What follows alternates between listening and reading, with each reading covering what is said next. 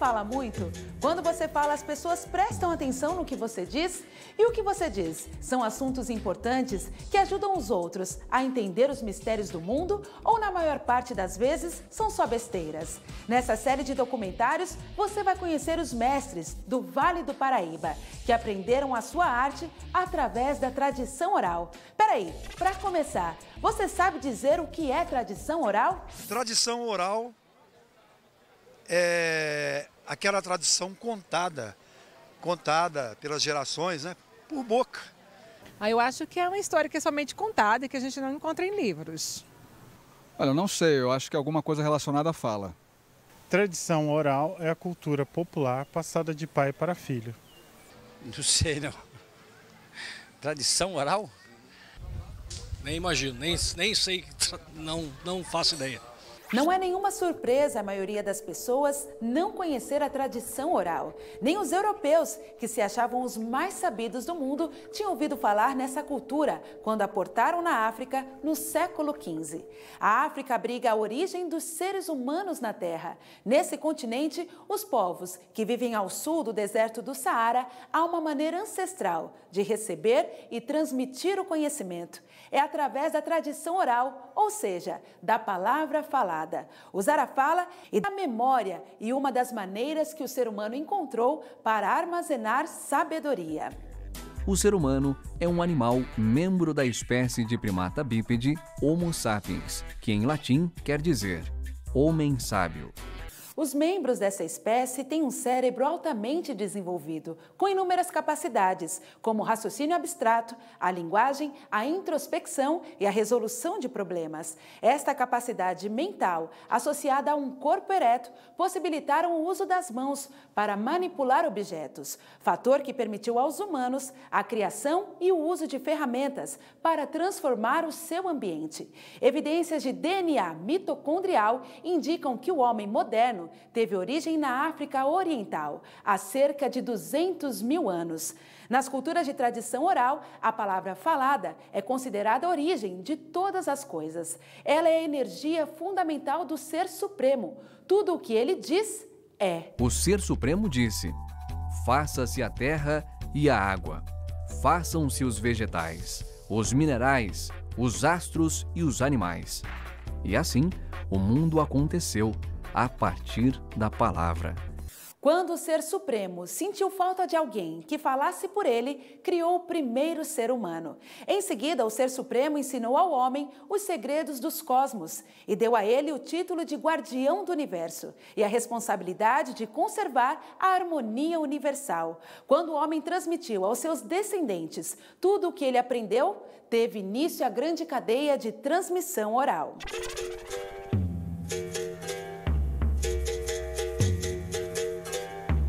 A tradição oral na África é a mola propulsora da cultura e da civilização africana. Por quê?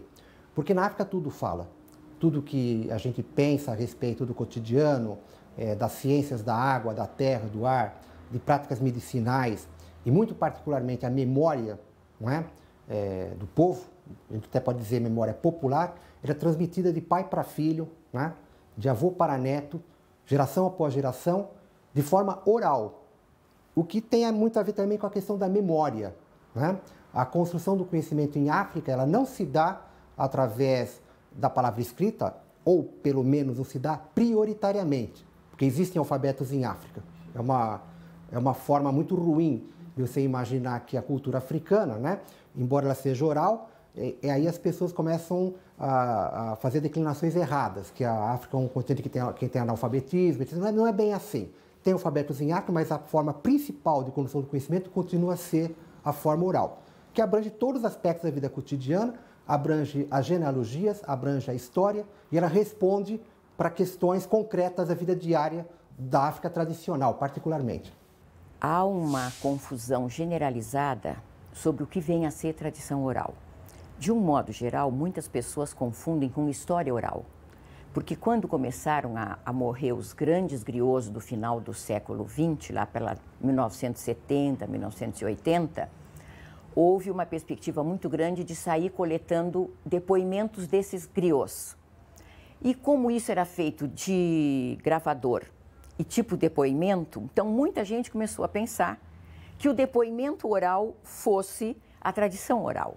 Acontece que a tradição oral é uma matriz cultural de povos que não desenvolveram, que desenvolveram as suas capacidades sensitivas via ouvido, daí a ideia do ritmo e da música, e via a fala. Só que eles têm também uma relação de convívio muito intensa com a natureza. Eles têm uma cosmologia que a gente chama de unidade cósmica, onde o mundo humano está ligado ao mundo animal, vegetal e mineral. Na tradição oral, o falar e o escutar têm um significado muito diferente do nosso entendimento. Para começo de conversa, na cultura africana, o espiritual e o material são uma coisa só e não separados. Com isso em mente, tente compreender que o saber é um todo, que engloba conhecimento, ciência natural, religião, a arte, história e diversão. Cada detalhe do saber nos ajuda a confirmar que somos parte da unidade primordial, formada pelo Ser Supremo. É preciso muita sensibilidade e inteligência para entender essa maneira de perceber o mundo. Será que você consegue? Falar e escutar, ouvir, na cultura africana, ele tem um aspecto cultural muito forte, que não tem paralelo com a cultura ocidental, com a cultura chinesa, indiana, com as outras civilizações, enfim. Por quê? Porque o ato de falar na África é um ato que vem carregado de força vital. O africano não se entende na sua relação com o mundo sem essa associação com energias vitais que estão dispersas na natureza, estão no mundo visível, no mundo invisível. Então, o ato de falar é um ato que precisa ter muito cuidado ao ser encaminhado. Quem fala de forma errada estraga a sua língua, é um provérbio africano, por exemplo, né? Quer dizer, a palavra tem energia, a palavra tem força, ela tem o poder de criar e o poder de destruir. Os mestres da tradição oral, eles têm vários nomes, pelo menos na África do Oeste, que é onde a gente tem mais conhecimento.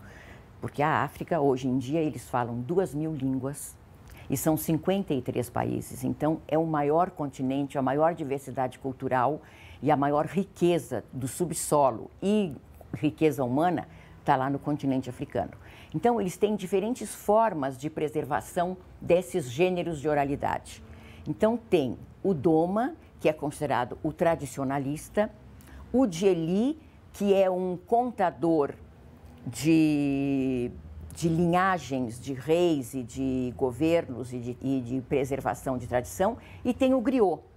O griot é o nome dado pelos franceses. Os franceses deram griot ao nome, em grande parte, do músico e aquele que cantava na rua. Mas esse termo não existe nas culturas africanas. Em o Doma, que é o tradicionalista, e o Djeli, que seria uma espécie de griot.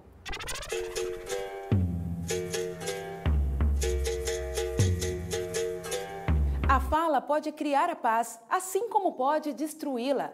Uma única palavra imprudente pode desencadear a guerra. A tradição oral confere à palavra não só um poder criador, mas também a dupla função de conservar e destruir. Como a palavra vem impregnada de força vital, o mau uso da palavra é considerado uma lepra moral, como dizia o historiador, né, o pesquisador malinense Amadou Hampâté-Bâ. Né?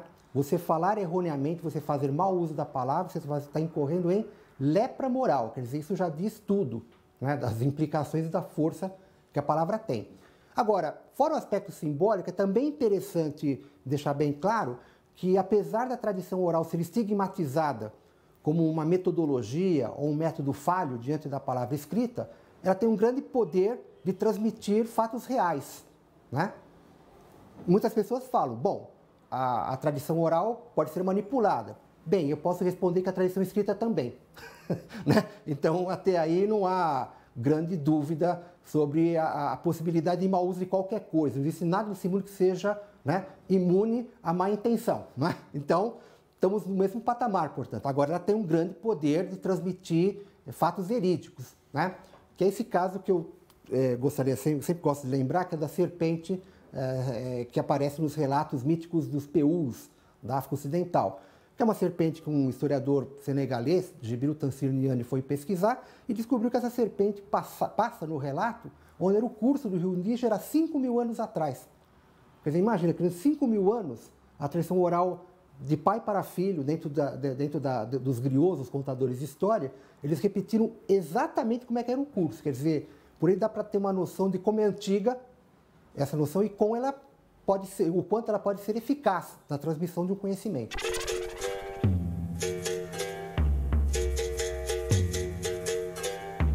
Mais do que todos os outros homens, os conhecedores tradicionalistas se obrigam a respeitar a verdade. Para eles, a mentira é pior do que um defeito moral. É algo que os impediria de desempenhar a sua função. Se por acaso eles cometessem um engano, o admitiam publicamente, sem medo.